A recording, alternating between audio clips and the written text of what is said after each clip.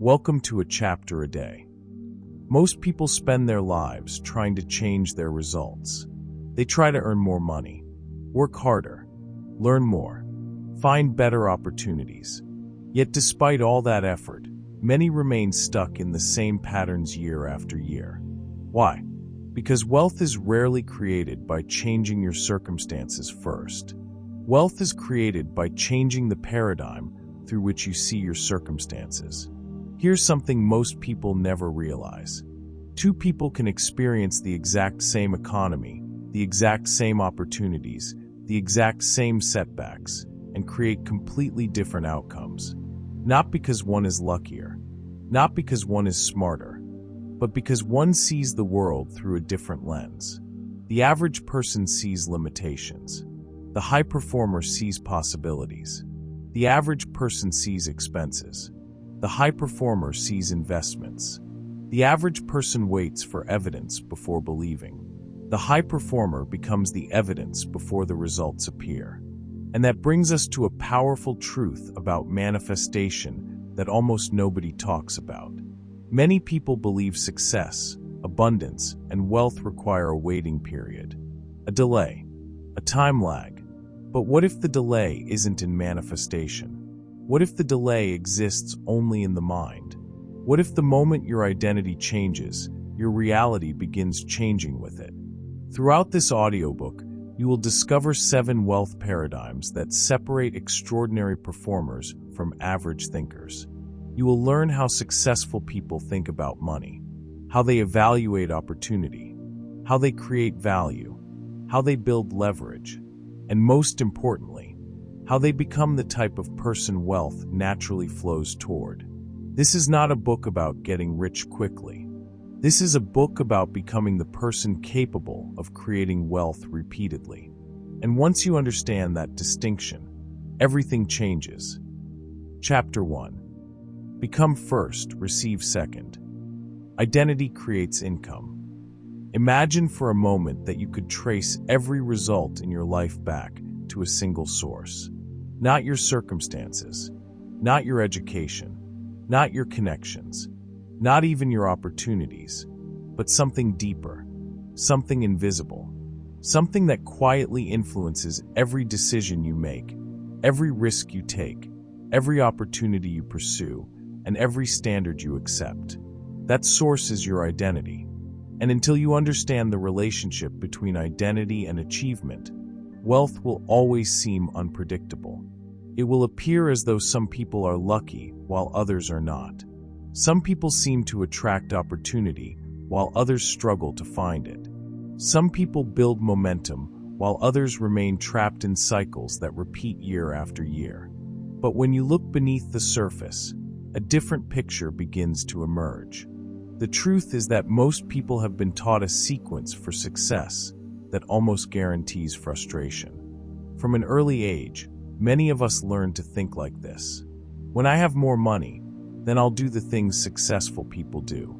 When I have better opportunities, then I'll become more confident. When I have financial security, then I'll think differently. When I have proof, then I'll believe. The sequence sounds logical. It sounds reasonable. It sounds practical. But it produces a dangerous pattern, because it places your future in the hands of circumstances that have not happened yet. It teaches you to wait, to delay, to postpone becoming the person you want to be until external evidence appears. In other words, it teaches you to live from the formula.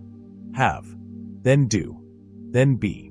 Have the money, do the work, become successful, have the opportunity, do something with it, become confident, have the results, do the celebration, become grateful. But high performers operate from a completely different paradigm. They reverse the sequence. They understand something that most people never fully grasp. Before you can consistently have something different, you must first become someone different. Their formula is: be, then do, then have, become disciplined, then act with discipline, then receive the rewards of discipline, become valuable, then create value, then receive compensation for value. become confident, then take courageous action, then receive the outcomes confidence produces. The difference may seem subtle, but it changes everything. Because one formula depends on circumstances, the other depends on identity. And identity is something you can begin shaping today.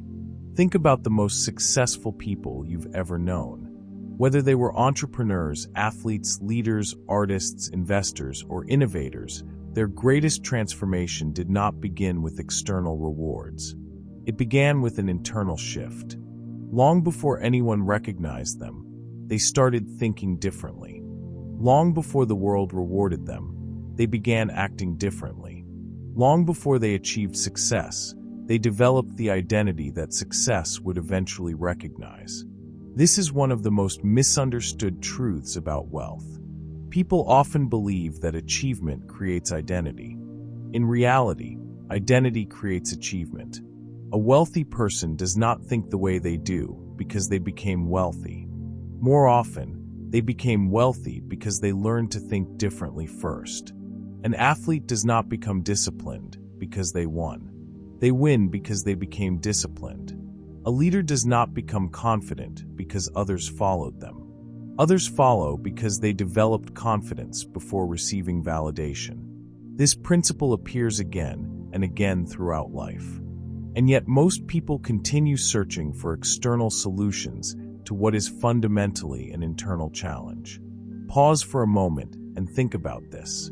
How many goals have you postponed because you believed you needed something first? How many dreams have remained inactive because you thought the conditions weren't right? How many opportunities have you overlooked because your current identity could not recognize them? These are powerful questions because they reveal a hidden truth. Many people are not waiting for success. They are waiting for permission. Permission to think bigger. Permission to act boldly. Permission to believe in themselves. Permission to become. But no external event can permanently grant what only identity can create. Your future appears the moment your identity changes. Read that again in your mind. Your future appears the moment your identity changes. Not when the money arrives.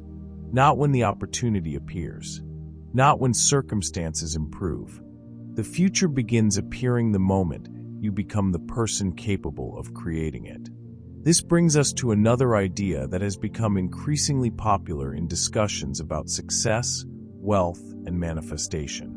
The belief that manifestation requires a delay, a waiting period, a time lag. Many people spend years believing that if they think positively, visualize consistently, and maintain faith long enough, eventually their desired reality will arrive. And while patience certainly has value, there is a hidden danger in this way of thinking. Because the moment you assume success exists somewhere far away in the future, you unintentionally reinforce separation from it. You train your subconscious mind to expect distance. You normalize waiting. You become emotionally familiar with not having. And what becomes familiar often becomes permanent. Think about how strange this is. Someone says they want abundance, but every day they emotionally rehearse the experience of not having abundance. Someone says they want success, but every day they reinforce the identity of someone still waiting for success. Someone says they want freedom, but every day they continue making decisions from the mindset of limitation. Can you see the contradiction? The problem isn't necessarily the goal. The problem is the identity from which the goal is being pursued. Here's something strange about how the mind works. Your subconscious mind pays less attention to what you want and more attention to who you believe you are. It studies your habits, your reactions, your standards, your emotional patterns, your expectations, and then it works tirelessly to create consistency between your identity and your experience. This is why two people can read the same books, attend the same seminars, learn the same strategies, and produce dramatically different outcomes. One changes information, the other changes identity, and identity always wins. This is where many people experience a profound realization. They begin asking themselves a question that changes everything? What if the delay isn't in reality? What if the delay is in me? What if the delay is not a lack of opportunity? What if it is hesitation? What if it is self-doubt? What if it is an outdated identity trying to survive? What if the future I want is already waiting for the version of me capable of receiving it? That question has transformed countless lives, because it shifts attention away from circumstances and back toward personal transformation. And transformation is where true wealth begins. Not in bank accounts, not in investments, not in possessions, but in perception. The highest performing individuals understand this deeply. Long before they receive evidence, they begin practicing belief. Long before results appear, they begin embodying responsibility. Long before opportunities arrive, they prepare themselves to recognize and maximize those opportunities. Consider elite athletes. Years before standing on a championship stage, they train as if they already belong there. They develop habits consistent with excellence before excellence becomes visible. Consider successful entrepreneurs. Many of them spent years solving problems, studying markets, learning skills, and developing resilience before anyone noticed their progress. The world often sees the reward. It rarely sees the identity that created it. And this brings us to future self-thinking, one of the most powerful tools available to anyone pursuing growth. Future self-thinking asks a simple question. Who would I need to become in order to naturally create the life I desire? Notice that the question is not, what do I need to have? It is, who do I need to become? The distinction is enormous, because one focuses on acquisition, the other focuses on transformation. A future self-thinker begins making decisions through a different lens. Instead of asking, what do I feel like doing today? They ask, what would my future self do today? Instead of asking, what is comfortable? They ask, what is aligned? Instead of asking, what can I get? They ask, who am I becoming? Over time, these questions reshape behavior. Behavior reshapes habits. Habits reshape identity. And identity reshapes destiny. The extraordinary thing is that this transformation often begins long before external evidence appears. That is why so many people mistakenly believe nothing is happening. They cannot see the changes occurring beneath the surface. But beneath the surface, standards are changing. Beliefs are changing. Decisions are changing. Identity is changing. And whenever identity changes, reality eventually follows. Your future appears the moment your identity changes. That idea is not merely motivational. It is practical. It is measurable. It is observable. And it may be the most important wealth principle in this entire audiobook. Because every paradigm that follows depends upon it. Every opportunity you recognize, every skill you develop, every investment you make, every risk you take, every level of wealth you create, will ultimately be limited or expanded by the identity you carry. The average person asks, what do I need to get? The high performer asks, who do I need to become? One question seeks results. The other creates them. And once you understand that distinction, you begin seeing the world differently. You stop chasing outcomes. You start building the person capable of producing outcomes repeatedly. You stop waiting for permission. You start creating evidence. You stop living from possibility someday. You start living from identity today. Because wealth does not begin in your bank account. Wealth begins in your paradigm. And every paradigm begins with identity. You have now seen why becoming comes before receiving.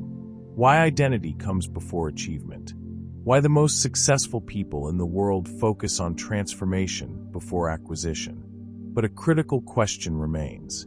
If identity determines results, if becoming creates having, then what exactly determines financial rewards in the marketplace? What causes one person's contribution to be worth more than another's? What is the invisible force that transforms effort into income? In the next chapter, we uncover a principle that changes the way you think about money forever. Because wealth does not flow to effort alone. It flows to something far more powerful: